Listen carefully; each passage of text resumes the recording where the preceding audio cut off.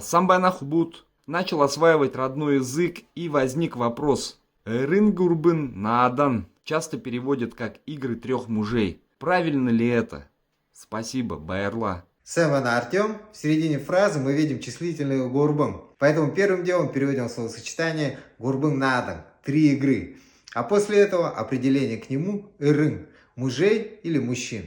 Получается 3 игры мужей. А вариант перевода игры трех мужей продиктован логикой русского языка, в котором числительное стоит впереди фразы. Поэтому слово гурбым машинально переносится вперед и получается гурбым рынадам.